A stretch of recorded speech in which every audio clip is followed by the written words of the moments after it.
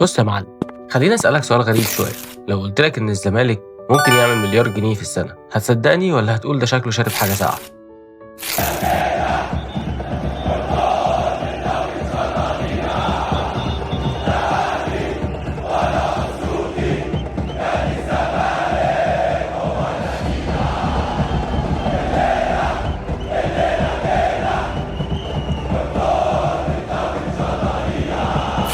استنى بس هقولك. الحقيقه اللي محدش واخد باله منها، الكوره دلوقتي بقت صناعه، فلوس قبل ما تكون اي حاجه تانية. والنادي اللي مش بيعرف يكسب من جمهوره سايب كنز تحت رجله ومش شايفه، وعلشان كده الاهلي دايما نادي فلوسه كتير ما شاء الله طبعا. ده عشان البنيه التحتيه والانشاءات والفروع هي اللي بتكسب مش الكوره، بعيدا طبعا عن شركه الكوره. تمام. وعلشان كده الزمالك مش محتاج مستثمر، الزمالك محتاج يبيع الفكرة الصح. زي ما سمعت، بيع تجربة، بيع محتوى. طب والفلوس؟ الفلوس بتيجي لما تقدم شيء قيم للناس. وتعالى بقى نرجع خطوة ونسأل السؤال الأهم، هو ليه كل شوية نسمع عن أزمات مالية في الزمالك؟ ليه كل شوية نقول مفيش فلوس في حين إن عندك جمهور بالملايين، حرفيا بالملايين؟ يعني ببساطة انت قاعد على البحر وبتشتكي انك عطشان. وهنا بقى تيجي أهمية الابليكيشن ده. ناس كتير بتقول هو احنا ناقصين، هو التطبيق يعني هو اللي هيكسبنا الدوري؟ بس الحقيقة ان الابليكيشن ده لو اتعمل صح ممكن يبقى اخطر مصدر في تاريخ النادي بشكل عام. ومش هزار ومش مبالغة، انا بتكلم بارقام وبمنطق وبحاجات حصلت فعلا بره. تعالى بقى نمسك الموضوع واحدة واحدة ونشوف ازاي ابليكيشن موبايلك ممكن يحول الزمالك من نادي بيعاني لنادي بيطبع فلوس.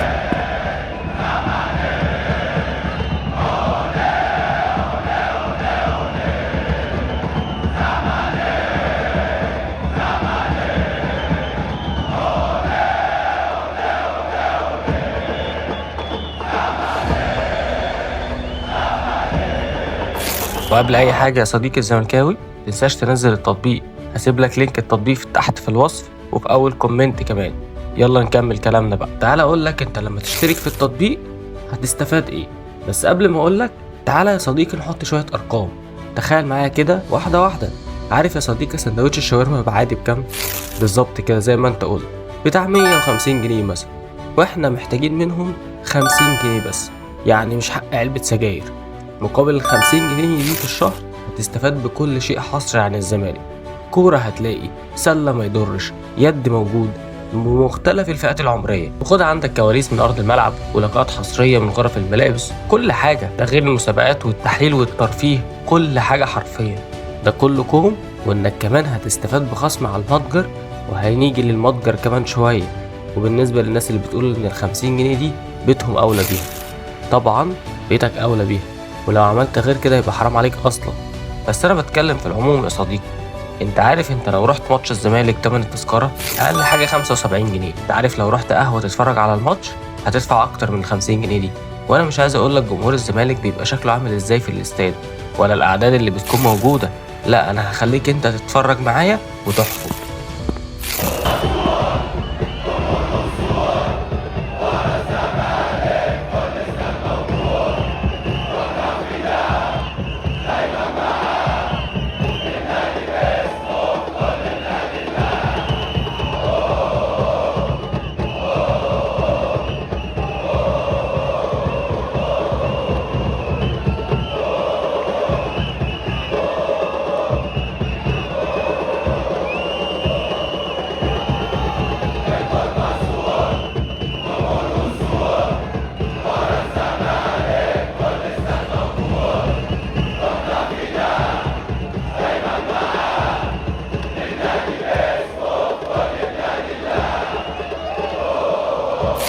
في إحصائية بتقول إن التطبيق اتعمل له حوالي 500 مليون عملية تحميل.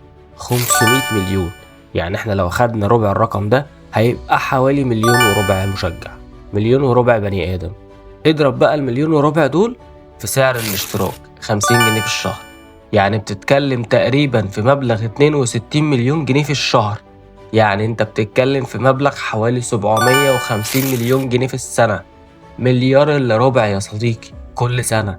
انا لسه ما كلمتكش عن باقي الحاجات اللي في التطبيق، ولا كلمتك عن شركة الكورة ولا الارض الجديدة.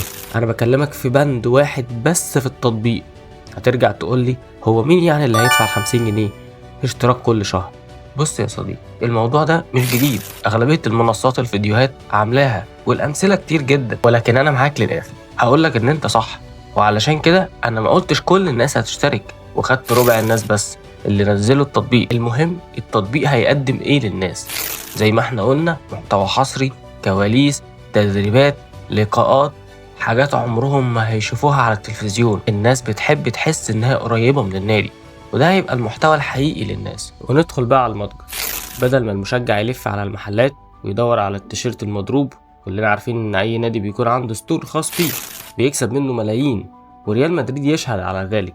الراجل راح اشترى مبابي ورونالدو وبيكهام وبيجيب فلوسهم تاني يوم من بيع التيشيرتات. بس بلاش فكرة انك تعمل التيشيرت ب5000 جنيه، انت عارف اللي فيها يعني حاجة يعني اخر حلاوة. خلينا مثلا نحط رقم تقريبي كده ونقول حوالي 100 مليون مثلا من البيع بتاع المتجر بس. وندخل بقى على الاعلانات، ودي بقى قصة لوحدها. لما يبقى عندك ابلكيشن عليه ملايين المستخدمين، الشركات هتتخانق عليك، وخصوصا ان انت اصلا عامل شغل في التسويق جامد جدا وبقى عندك 7 معلنين كمان. عارف انت لو خدت 20% بس من قيمة الاعلانات دي تاني، ده غير قيمة الاعلانات الجديدة كمان اللي هتدخل لك كلهم على بعض، وهنحط رقم تقريبي كده بتاع 200 مليون جنيه بس. لم كل دول بقى على بعض وهنحط رقم تقريبي بتاع 200 مليون جنيه بس في السنة مثلا.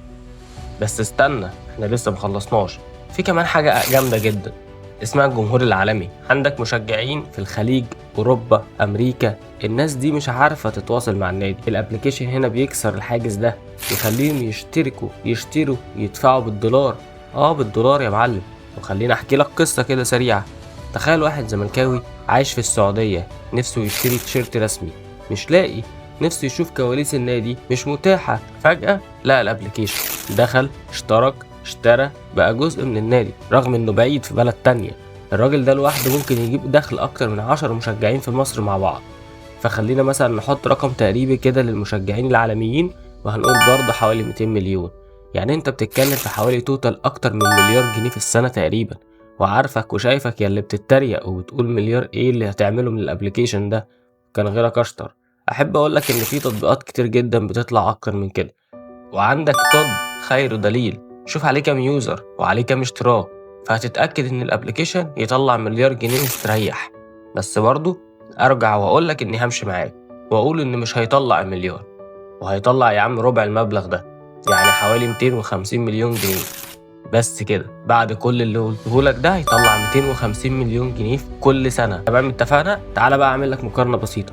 اكبر جايزة لبطولة في الزمالك بيلعبها هي الكونفدرالية، 4 مليون دولار، يعني 200 مليون جنيه، يعني اقل من ربح الابليكيشن. وقيس على كده بقى الدوري والكاس والسوبر وكل حضرتك. انت فاهم الموضوع ازاي بره الصندوق؟ فاهم ازاي حجم الموارد والمدخلات اللي ممكن تحصل من تطبيق ده؟ بس خليني اكون صريح معاك، الابليكيشن لو اتعمل اي كلام هيبقى فشل ذريع، وهيبقى زي مشاريع كتير جدا شفناها واتدفنت. الفكرة مش في التطبيق، الفكرة في التنفيذ. يعني ما ينفعش تنزل ابلكيشن فاضي وتقول للناس ادفعوا، الناس مش هتدفع. لازم تحسسهم بالقيمة، تحسسهم ان هم واخدين حاجة تستاهل، وده فعلا اللي حصل. وفي الاخر السؤال المهم، هل الابلكيشن ده ممكن يحل ازمة الزمالك المالية؟ الاجابة لا، مش لوحده، بس ممكن يبقى جزء مهم جدا من الحل. ممكن يبقى مصدر دخل ثابت يساعد النادي يقف على رجله ويقلل الاعتماد على التبرعات او بيع اللاعبين.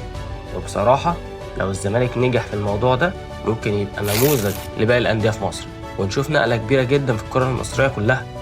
ولو وصلت معايا لحد هنا، عايزك تقول لي رأيك في الكومنتات. شايف الابليكيشن ده هيكسر الدنيا ولا هيبقى فقاعة وتفرقع؟ اكتب لي في الكومنتات. متنساش طبعا اللايك والسبسكرايب عشان نوصل لفيديوهات أكبر لعدد من الزملكاوية، ونفضل دايما بنفهم الكرة الصح، مش بنهبط وخلاص. سلام.